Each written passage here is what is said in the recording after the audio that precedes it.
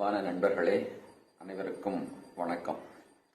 இன்னைக்கு எதை பற்றி பார்க்க போகிறோம் அப்படின்னா, நாம் ஒரு காலத்தில் செஞ்ச இல்லை இப்போவும் செஞ்சுக்கிட்டு இருக்கிற ஒரு தப்பை பற்றி தான் பார்க்க போகிறோம். அது என்ன இப்படி ஒரு தப்பு அப்படின்னு கேட்குறீங்களா? அது என்னன்னா, நம்ம விமர்சனம் பண்ணுறவங்கள எதிரிகள் அப்படின்னு நினைக்கிறது. யார் யார் நம்ம விமர்சனம் பண்ணுவாங்க? இப்போ காலேஜ் படிக்கிற ஒரு பையன் இருக்கிறான், அவங்க அப்பா இருக்காரு. 2 நாள் கழித்து செமஸ்டர் எக்ஸாம் வருது. அதுக்காக அவன் படிக்கணும். அந்த நேரத்தை அவன் முழுமையாக அதுக்கு பயன்படுத்தணும். ஆனால் அந்த நேரத்தில் ஃப்ரெண்ட்ஸோட நான் சினிமாவுக்கு போக போகிறேன் அப்படின்னு சொல்கிறான்.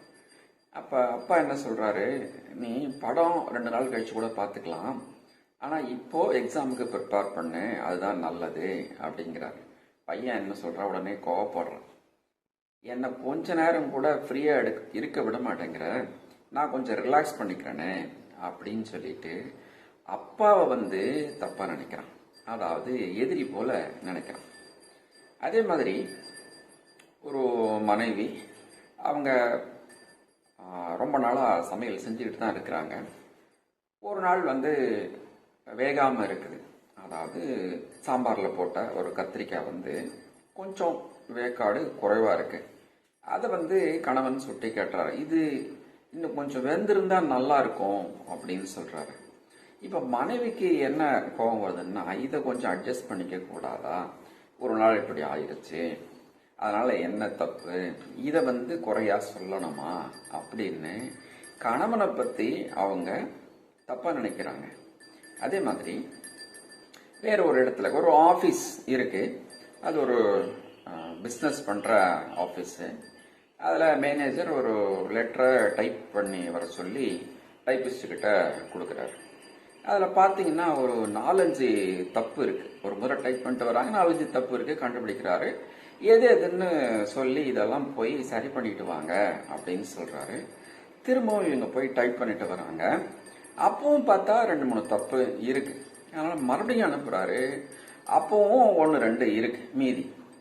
இப்போ 3வது முறை தப்பை கரெக்ட் பண்ண சொல்லும்போது அந்த டைப்பிஸ்டுக்கு என்ன கோபம் வருது அப்படின்னா, நான் எத்தனை ஆஃபீஸில் இந்த மாதிரி டைப் பண்ணியிருக்கேன், இதுக்கு முன்னாடி எவ்வளோ இடங்களில் வேலை செஞ்சுருக்கிறேன், எந்த மேனேஜரும் இப்படி சொன்னது கிடையாது, இவர் தான் 3 முறை 4 முறை திருப்பி திருப்பி அனுப்புகிறாரு அப்படின்னு மேனேஜர் மேலே கோவப்படுறாங்க. இந்த 3 இடத்துலையுமே நீங்கள் நல்லா யோசிச்சிங்கன்னா தெரியும்.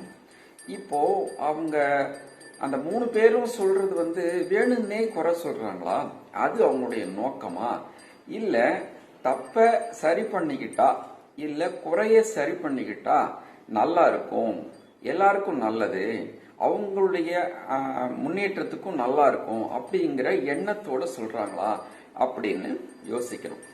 இந்த 3 இடத்துலையுமே இந்த குறை சொல்றவங்களோட நோக்கம் உங்களை தப்பு சொல்லி உங்களை மட்டமா ஆக்கணும் அப்படிங்கிறது எண்ணம் கிடையாது.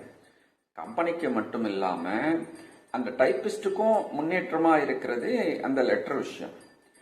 பையனுக்கு மட்டும் இல்லாம அப்பாவுக்குமே ஒரு பெருமையா அடுத்தடுத்த விஷயங்களுக்கு போகணும் அப்படின்னா நல்லா படிக்கிறது முக்கியம். அந்த வகையில பையனுக்குமே நல்ல விஷயம்தான், முன்னேற்றத்துக்கான விஷயம்தான் அப்பா சொல்றாரு. ஒய்ஃபை பொறுத்த வரைக்கும் என்னன்னா, இந்த சமையல் இப்படி ஓரளவு வேகாம இருக்கு அப்படின்னா குழந்தைங்க என்ன பண்ணுவாங்க, அவங்களுடைய உடல்நிலை பாதிக்கும். அந்த வகையில நம்ம டாக்டர் கிட்ட போக வேண்டியிருக்கும். அதெல்லாம் அவாய்ட் பண்ணணும் அப்படின்னாக்கா இதை கொஞ்சம் சரி பண்ணிக்கலாமே அப்படின்னு சொல்றாரு. அப்ப இந்த 3 பேருமே வெறுமனே குறை சொல்ற நோக்கம் கிடையாது, இம்ப்ரூவ் பண்ணிக்கிட்டா எல்லாருக்கும் நல்லது அப்படிங்கிற எண்ணம் தான் இந்த 3 இடத்துலயுமே இருக்கு. ஆனா நாம என்ன பண்றோம், இதை சரியா புரிஞ்சுக்கிறோமா அப்படின்னா கிடையாது. பெரும்பாலான நேரத்தில் என்னன்னா சட்டுன்னு கோபம் வருது, நமக்கு ஈகோ அங்க முன்னாடி நிற்குது. இவர் நம்மளை குறை சொல்றாரு, நம்ம செய்யறது குறை கண்டுபிடிக்கிறதே இவருடைய நோக்கமா இருக்கு அப்படின்னு அவர்களை நம்ம எதிரிகளா நினைக்க ஆரம்பிச்சிடுறோம். அங்கதான் பிரச்சனை வருது. கொஞ்சம் பொறுமையா யோசிச்சா தெரியும். அதாவது இந்த பிரச்சனைய, இந்த குறைகளை சரி செய்து கொண்டால் நம்முடைய எதிர்காலம் நன்றாகவே இருக்கும் அப்படிங்கிற அந்த உணர்வு வந்துருச்சுன்னா யாருக்கும் எந்த பிரச்சனையும் இல்லை. இது மாதிரி மன்னர் காலத்துல கூட மன்னர்கள் தவறு செய்யும் போது சில நேரங்களில் தவறு செய்ய நேர்ந்தால் அவர்களுக்கு அறிவுரை சொல்ல அறிவு மிகுந்த ஒரு குழுவை அவங்க வச்சிருந்தாங்க. அவங்க என்ன சொல்லுவாங்கன்னா, இது சரியா இருக்கு, இது சரியா இல்லை, இதை மாத்தணும் அப்படிங்கிற மாதிரி அவங்களோட கருத்தை சொல்லுவாங்க.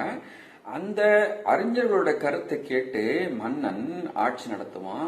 அப்ப அந்த ஆட்சி சிறப்பா அமையும். அப்படி வச்சிருந்தாங்க.